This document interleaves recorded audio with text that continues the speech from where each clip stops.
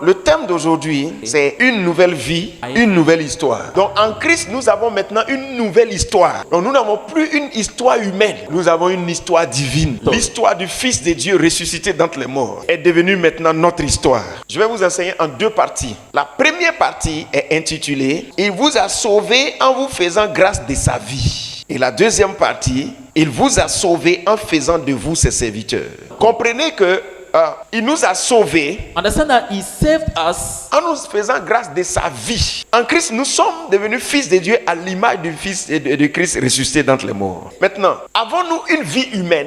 Non. Nous avons maintenant la vie du Fils de Dieu. Donc, le salut, c'est avoir la vie du Fils de Dieu en soi. Romains le chapitre 5, le verset 10. Il y a la vie animale.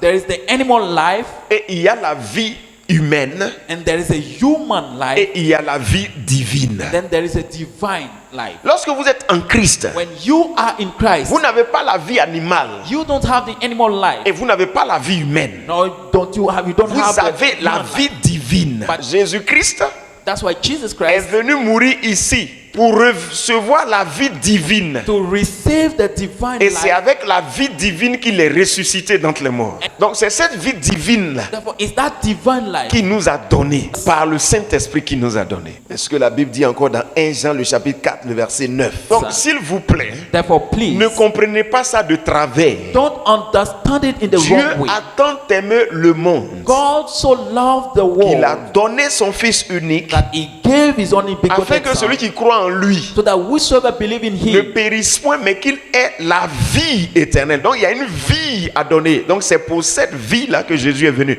Lorsque vous êtes en Christ, vous recevez la vie que Jésus est venu vous donner. Ça n'a rien à voir avec la vie humaine. Donc le type d'homme qu'est Christ, so the type of man that Christ is après sa résurrection, after his resurrection, est un homme qui vit par l'Esprit de Dieu qui habite en lui. Donc quand on dit il est vivant là, so when they say he's alive, c'est l'Esprit de Dieu qui le fait vivre. Live. Donc c'est ce genre de vie qu'il nous a donné. Donc, vous êtes différent d'un homme naturel. Votre histoire est différente. L'histoire a changé. Therefore your story has changed. Il y a deux livres différents. There are two Il y a different deux books. histoires différentes. There are two different Il y a stories. deux types d'hommes. There are two types of men. Il y a deux types de vie. Two types of lives. Lorsque vous êtes vivant par l'Esprit de Dieu, When you are alive by the Spirit of vous God, êtes appelés maintenant à vivre selon l'Esprit. Romains chapitre 8, le verset 9.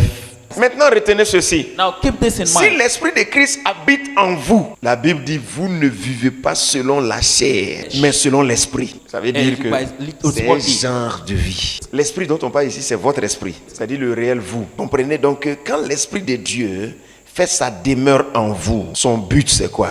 What is his purpose? C'est que vous viviez selon l'Esprit.